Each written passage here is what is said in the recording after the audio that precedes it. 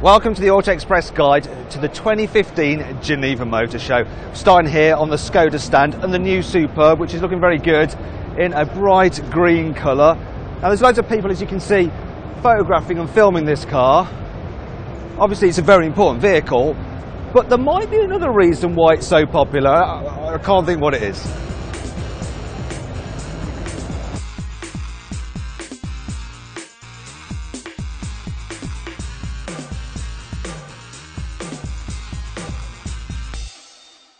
There are always some interesting concepts at Geneva. Now this is one of them. It's called the EDAG Light Cocoon, and the car's structure has actually been 3D printed, and it's covered in this lycra material. So you've got this lightweight honeycomb structure, this lycra material that's waterproof and weatherproof, keeps the car nice and light, and the idea is that people will be able to make very limited run production cars out of this system.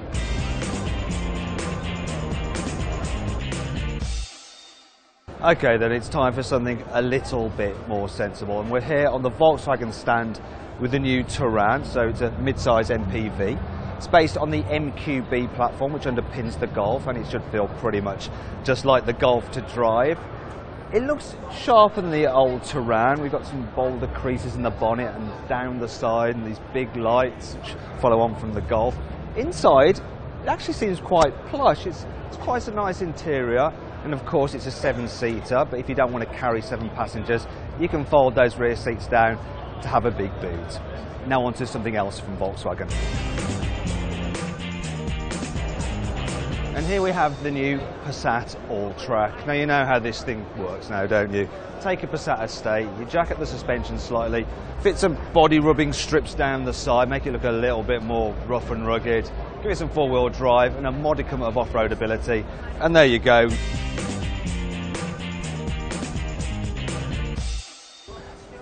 The third new car on the Volkswagen stand is the new Touran. Well, I say new, it's actually just a facelift. So Volkswagen has revised the looks ever so slightly, freshened up the interior, given it a new infotainment system and some fresh engines. But let's move on to something a little bit more exciting. Well, here it is, the Volkswagen Sport Coupe Concept GTE.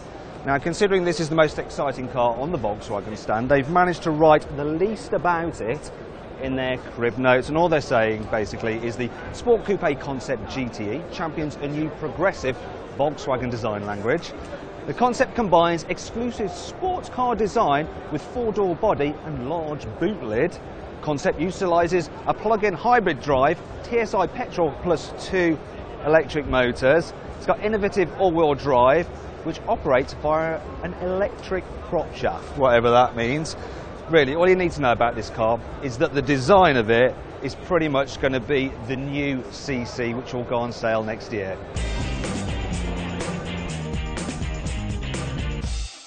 One of the things I love about the Geneva Motor Show is just a mishmash of these smaller companies that you have, such as, well, it's the Swiss version of the AA. It's their magazine. Anyway, then you turn around over there and you've got Sparrow with their crazy bespoke sports cars, which just, they're a little bit weird. And then you move over here, not too far, and you've got the Spania GTA. Have a look at this. Some crazy hypercar. I think you have to be very, very rich to put your money into something like that. And then you just walk along for a bit, and there's a random engine just there for, it's obviously for the GTA, and then yeah, it's not particularly politically correct, the Geneva Motor Show. I don't like it for that. The big news on the Opel stand is the new Opel Karl. Don't worry, when it comes to the UK, badged as a Vauxhall, it will be called the Vauxhall Peter. It's actually a lie. It's going to be called the Vauxhall Barry.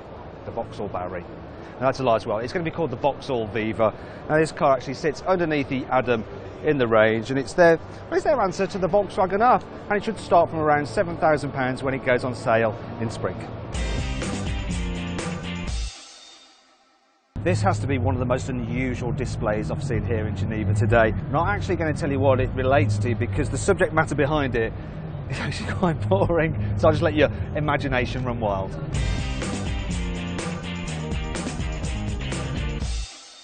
It's not often you get a surprise at a motor show these days, but here's one. It's the Seat 2020. Now it's written 20V20. Don't pronounce the V because it stands for vision, which relates to the fact this is a concept. Now, what exactly does this car suggest? Well, we already know there's going to be a Tiguan size Seat next year, but this car is bigger, and it suggests there could be an even bigger SUV coming from Seat with a very sporty slant to it. However, I've been speaking to some people at Seat, and they also say the design language on this car will be used across all Seats in future, and it could also hint that Seat is planning a smaller SUV to rival the Nissan Juke. Motor shows can feel a bit of a treadmill at times, so I'm going to step off this turntable to just take in what has to be the most beautiful car of the 2015 Geneva Motor Show. It's the new Bentley EXP10 Speed 6. Now this car hints that Bentley is planning on doing a two-seater sports car to sit alongside the Continental GT, and if it looks anything like this concept car here, well, it's going to be lovely. It's fine.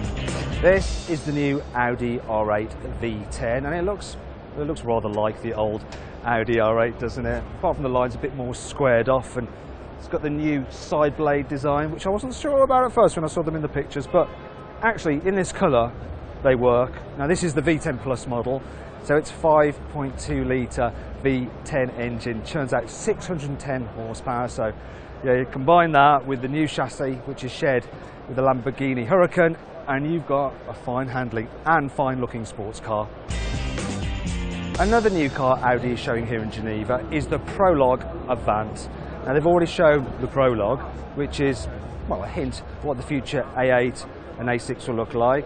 This is the estate version, although you probably can't tell for now because there's so many people hiding the bodywork. Hopefully we've got some cutaways which you'll be able to look at it with. But anyway, yeah, this car previews what future estate models of Audi will look like. The third car Audi is showing at the Geneva Motor Show is the Q7 e-tron. Now you can see behind me, the blue car there, looks like a normal Q7, but this is a cutaway of the running gear, and it's quite different than a normal Q7. It's the first Audi hybrid to use a diesel engine, so there's a 3-litre diesel there. You've got an electric motor there. You've got the batteries at the back, obviously quattro all-wheel drive. Now, this car will emit just 50 grams per kilometre of carbon dioxide, and that means it's going to be a hit with directors who have to pay company car tax. This is the new Porsche Cayman GT4, and it's the most extreme Cayman to date. It's got a 3.8 litre flat-six engine with 385 horsepower, and it can go from 0 to 60 in just 4.2 seconds. Costs £64,000, and it makes you wonder, why on earth would you need a 911? And then Porsche go and do this to us. They're going to surprise us with the 911 GT3 RS. Now that's got a 4-litre flat-six with 500 horsepower, 0 to 60 in 3.1 seconds, top speed 193 miles an hour. Now this car can go around the Nürburgring in 7 minutes 20 seconds, which I'm told is amazing, and it's 5 seconds faster than a GT3 can do it in. So if a McLaren 650S isn't quite hot enough for you, how about a 675 LT? Obviously based on the 650S, but 33% of the parts are different. It's changes to the 3.8 litre twin-turbo V8. Power is up obviously to 675 horsepower, so 0 to 62 miles an hour now takes just 2.9 seconds, while top speed is 205 miles an hour. The car's also 100 kilograms lighter than the 650S, and for all that extra performance and less weight, you have to pay more. This car costs £260,000.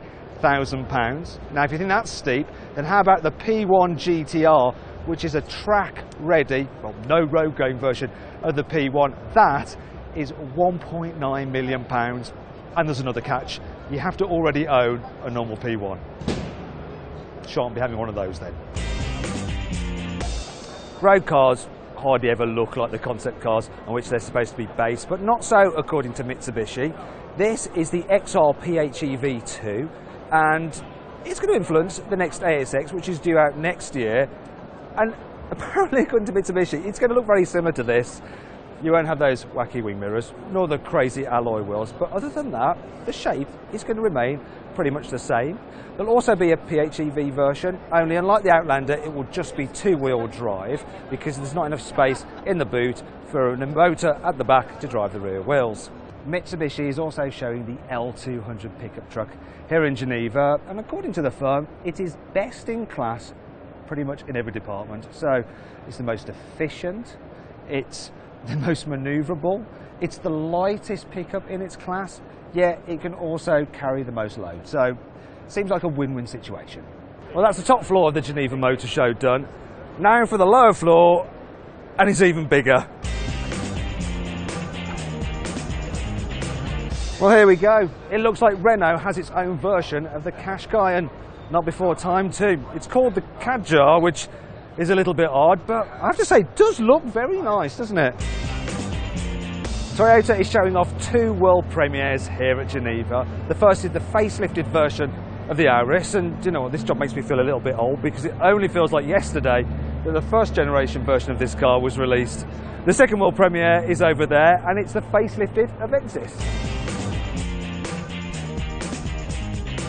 Here on the Lexus stand at Geneva, there's two things I noticed. One is they are playing the loudest music out of any manufacturer. The other thing is they've got the loudest looking concept car out of any manufacturer, even though it's probably one of the smallest. It's the LF-SA concept, and it's a crazy looking futuristic city car. And what I like about this is there's no production plan behind it. They've just done it for the sheer hell of it. I've absolutely no idea what it is, but I kind of want it. Suzuki is showing off two new production cars here at Geneva. We've got the IK2, which sits above the Swift in the range, and it's about Volkswagen Polo size. But the one that really interests me is this, the IM4. It's an all-new model for Suzuki. It's a very small, well, it's about Swiss size actually, but it's four-wheel drive, and I think it looks pretty good. You know how when the current Micra was unveiled and everyone went, oh, well, Nissan isn't going to let us down with its replacement. This is called the Sway, and it's just a concept for now. But when the replacement for the Micra comes out in 2016, 2017, it's going to look very similar to this car, and it's far more exciting. This is the new Honda HR-V, and it's a Nissan Duke rival that's a bit more practical because as well as being bigger on the outside, it also gets Honda's clever magic seats, which you can obviously fold flat like that, or pop up like this to walk through the car and go and see something else from Honda that's a little bit more exciting. Civic Type R owners don't only have to worry about the police, they have to worry about this car, the Ford Focus RS. It has a 2.3 litre turbocharged engine with 320 horsepower and all-wheel drive. Yeah, I'm looking forward to that battle. Aston Martin has two very different cars on show here in Geneva. First, there's the Vulcan, which is loosely based on the 177. 7-litre V12 tuned up to 800 horsepower, and it's a track-only car, that is. Over here is a concept called the DBX, and, well, it's a crossover Aston Martin, apparently aimed particularly at the ladies.